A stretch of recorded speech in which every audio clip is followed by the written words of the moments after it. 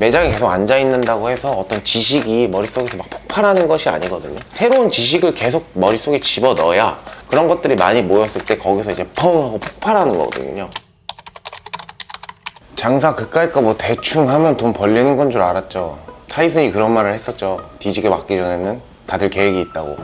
시장 분석에 대한 이해도는 좀 있었던 것 같습니다. 30대, 40대 여성분들을 메인으로 타겟해서 음식점을 설계한 거는 맞거든요. 근데 이거를 풀어내는 과정에서 사실 조금 미흡했던 것 같아요. 저는 이제 스키야키랑 샤브샤브라는 아이템이 우리나라에서 아직까지 크게 대중화되지가 않았고, 샤브샤브는 뭐 물론 많은 사람들이 좋아했지만 스키야키라는 아이템을 잘 모른다고 생각했어요. 근데 어렸을 때부터 스키야키를 먹었던 경험이 있기 때문에 이런 아이템은 남녀노소가 모두가 좋아할 줄 알았어요. 굉장히 일본스러우면서도 너무 또 일본스럽지 않은 좀 모던한 이 인테리어를 가미한 이런 음식점을 만들었는데, 홍대나 뭐 물레동이나 성수동이나 이런 데 가보면 정말 잘하시는 분들이 많이 있거든요. 근데 어떤 그런 로드샵들은 들어갔을 때 이런 보물 찾는 듯한 느낌을 갖기에는 조금 어려워요. 그래서 저는 음식점을 만들 때 외진 곳, 후미진 곳에, 그것도 좀 찾기 어려운 곳에다가 음식점 세팅을 했거든요. 그래서 오시는 분들이 뭔가 보물을 찾는 듯한 그런 경험을 드리고 싶어가지고 그렇게 했는데, 기본적으로 찾는 걸 되게 어려워하십니다, 저희 음식점을. 제가 굉장히 좋아하는 영화 중에 타이타닉이 있는데, 타이타닉 마지막 장면에 보시면은 쫙 들어가면서 그 레오나르도 디카프리오가 딱 기다리고 있는 어떤 멋진 연출 장면이 있는데, 저는 그런 느낌을 저희 음식점에서도 사람들이 경험하기를 원했었거든요. 외관은 굉장히 허술했지만 안에 들어왔을 때 굉장히 세련된 그런 공간을 만들어내고 싶어서 그런 분들을 타겟을 해서 만들었는데 사람이 안 옵니다. 네, 초반에 2층이라는 약점, 그다음 후미진 곳이라는 약점. 그러다 보니까 이걸 풀어내기 위해서 많은 비용을 이제 SNS 마케팅이나 아니면 블로그 마케팅에다가 이제 자금을 태워야 되는데, 그 돈이 거의 뭐 월세 이상으로 나가야 되다 보니까 일단 뭐 알려야 사람들이 올 거 아닙니까? 어려운 시기를 보냈었고, 이렇게 하면 돈을 쉽게 벌 거라고 생각했고, 좋은 아이템을 만들고 좋은 공간을 만들어내면 사람들이 그냥 알아서 구름대처럼 올 거라고 생각을 했었는데, 그건 저의 크나큰 착각이었죠. 결국에는 저 같은 컨셉을 가진 사람들이 많기 때문에 경쟁에서 밀리게 되고, 그 다음에 SNS라는 어떤 보물지도에서 노출이 되지 않으면 저희가 있는 것조차 사람들이 인지를 못합니다. 그러다 보니까 당연히 운영비용을 가소평가하게 됐고, 운영비용이라는 거는 사실 저는 이렇게 생각했거든요. 음식값, 뭐 월세, 관리비, 인건비, 뭐 이 정도? 크게 한 4요소 정도로 생각을 했었는데, 사실 음식점 운영해보신 분들 아시겠지만 이 뒤에 숨겨져 있는 금액들이 어마어마합니다. 뭐 세금이라든가 아니면은 뭐 기타 잡비라든가 아니면 각종 컨설팅 비용, 이자 비용, 이런 것들이 있는데 이런 게 만만치 않게 들어가거든요. 그래서 초반에는 특히 이 세금 문제에 대해서 되게 많이 간과했었기 때문에 초반에 굉장히 힘든 나날을 보냈었죠. 한 6개월 지났는데 막 세금이 제가 벌었던 거를 다 토해내야 되는 상황까지 나와서, 그때 이제 부랴부랴 세무사님 찾아가고 종합소득세, 부가세 이런 거 공부하기 시작하고 하다 보니까 운영은 운영대로 힘들고, 또 재정관리는 재정관리대로 힘들고, 거기다 또 인력은 인력대로 힘들다 보니까 상당히 힘든 시간을 보냈었죠. 그래서 아마 초보자분들 뿐만 아니라 아마 자영업을 하는 분들한테는 이게 끝나지 않는 숙제일 것 같습니다. 이 세금 문제, 그 다음에 인건비 문제, 그 다음에 계속 올라가는 이 재료값 문제, 이런 운영비용의 과소평가, 이런 것들을 간과할 수가 있는데, 뭐 이런 것들을 풀어내기 위해서 끊임없이 공부를 하는 것 같아요. 초보자가 장사를 시작하면은 제일 힘든 것 중에 하나가 이 불규칙한 생활입니다. 사실 직장 생활을 할 때는 내가 9시에 출근하고 6시에 퇴근하고 나한테 업무가 계속 주어지잖아요. 그러니까 내가 그 주어진 업무를 계속 해결해 나가면 되는 겁니다. 근데 자영업자로 들어왔다는 얘기는 이제부터는 제가 보스란 얘기거든요. 다시 말해서 누군가가 문제를 제기하지 않습니다. 결국 문제를 내가 정의를 하고 그 문제를 풀어나가기 위해서 나 혼자 노력할 수도 있고 우리 팀원들과 함께 노력할 수도 있고, 그리고 그 문제를 더 명확하게 해서 그거에 대한 해결책까지 제시를 해야 되기 때문에 직장 생활 하는 것보다 그 부분이 제일 어려운 것 같아요. 심지어 그 모든 책임을 제가 져야 되기 때문에 이 책임감이라는 게 이제 어깨 위에 탁탁탁 쌓일 때마다 상당한 피로감이 있다.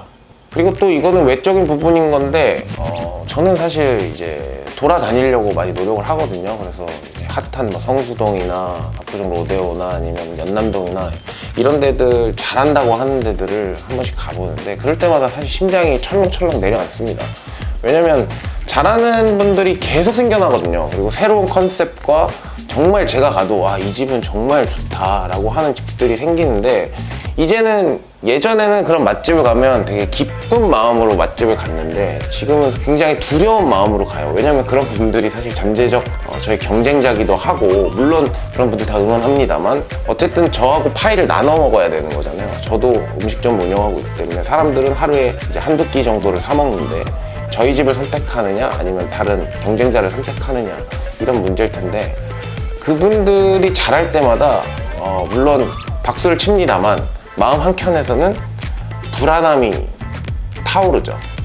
그래서 끊임없이 릴스를 확인하고 쇼츠를 보고 그런 것들을 찾아가면서 저희 매장을 어떻게 하면 업그레이드 시킬 수 있을까 뭐 그런 부분에 대해서 계속적으로 공부를 하고 있는 것 같긴 합니다. 그리고 가장 어려운 부분 중에 하나가 이 인력 관리인 것 같아요. 저희 이제 제가 이제 매장을 2개 정도 운영을 하고 있는데 지금 일하고 있는 직원들 아르바이트 포함하면 한 20명 정도 되거든요.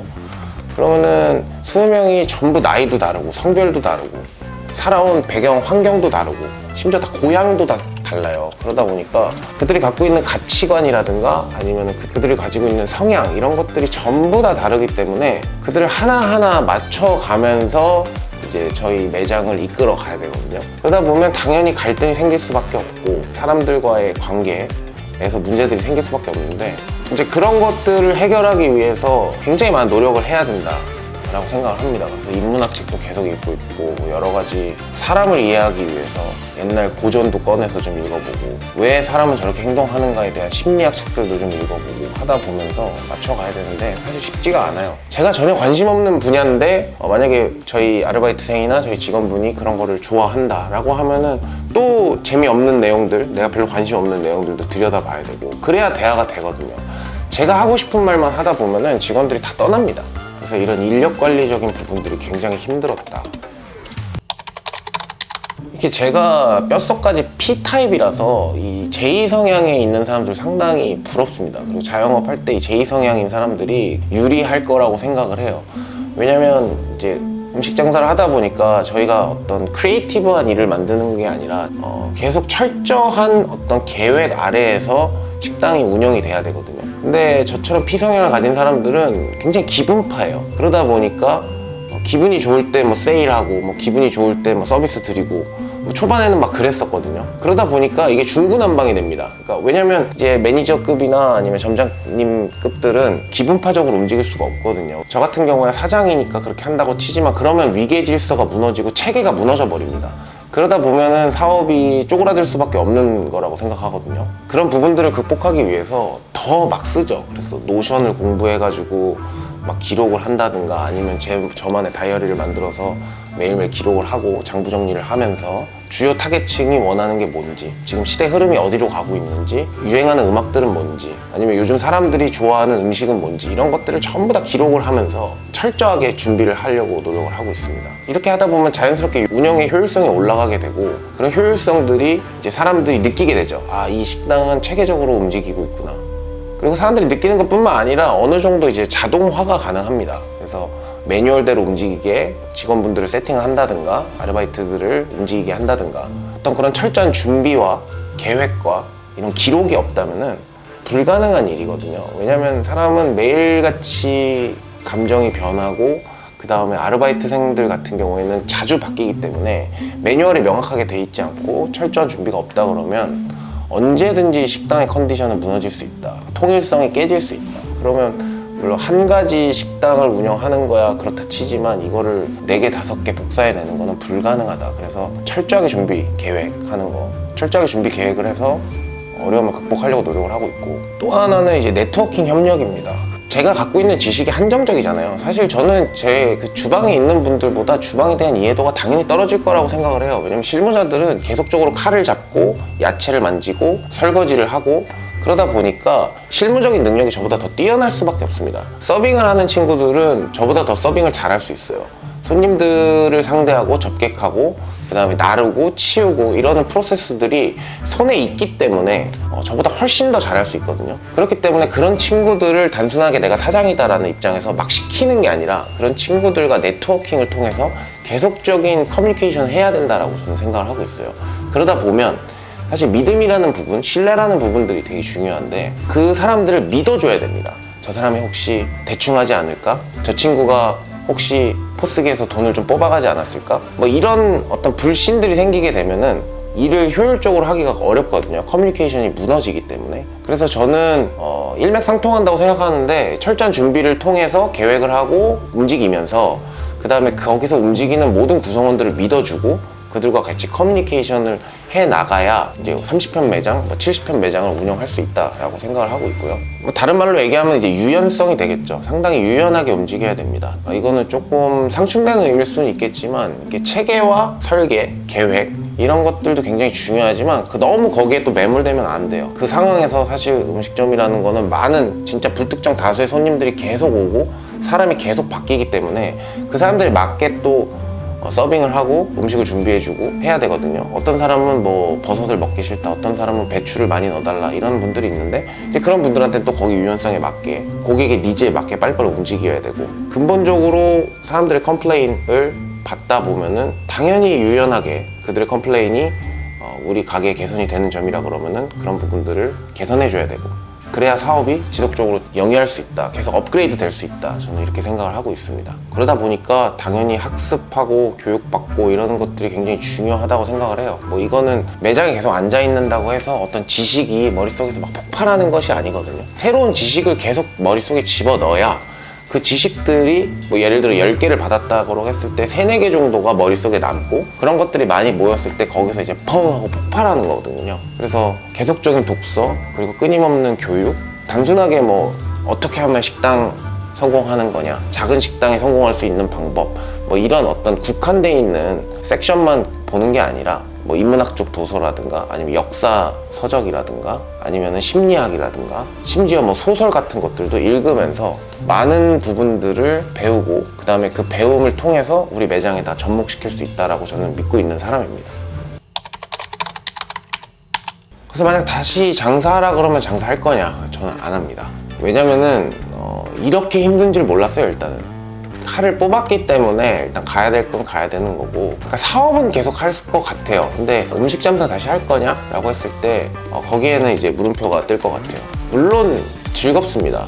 사람들 만나고 이러는 것들이 즐겁지만 이게 제가 즐거움을 얻는 것보다 고통이 더 크기 때문에 이 사업을 다른 쪽으로 확장하기 위해서 이런 유튜브도 찍고 글도 쓰고 나름대로 자영업 칼럼니스트가 되고 싶다 그래서 뭔가 새로운 돌파구를 찾고 있는데, 계속적인 질문이 나오는 사람들은 음식 장사가 쉽지는 않다. 궁금한 게 많고 뭔가 새로운 걸 계속 하고 싶고 뭔가 창조적인 거, 창의적인 거를 하고 싶은 사람들은 음식점이 쉽지 않을 것이다. 왜냐면 이거는 계속 단순 반복 노동이고 끊임없이 같은 공간에서 컨디션을 유지해야 되는 사업이다 보니까 상당히 힘들다. 뭐 아마 다른 일들도 사실 피차일반 힘듭니다. 제가 예전에 주식도 했었는데 다 각자만의 고충이 있죠. 그렇지만 저는 이 음식 사업을 통해서 가치를 제공하고 사람들이 여기서 행복을 느끼는데 많은 위로를 받고 있다. 음식을 워낙 좋아하고 공간을 좋아하기 때문에 지금 음식 사업을 계속적으로 펼쳐 나갈 거지만 그게 어떤 정형화되어 있는 어떤 프랜차이즈? 그런 것들에 대해서는 조금 더 생각해 볼 필요가 있을 것 같아요. 그래서 뭐 CIC 대표님이나 아니면 글로서울 같이 뭔가 공간을 창출하면서 계속적으로 사람들이 와서 즐거움을 느낄 수 있는 공간 사업, 그런 거에는 관심이 굉장히 많은데, 단순하게 식당을 운영하면서 돈을 버는 그런 포인트에서는 여러분들이 많은 고민을 해보셔야 됩니다. 내가 조금 창의적인 사람인가?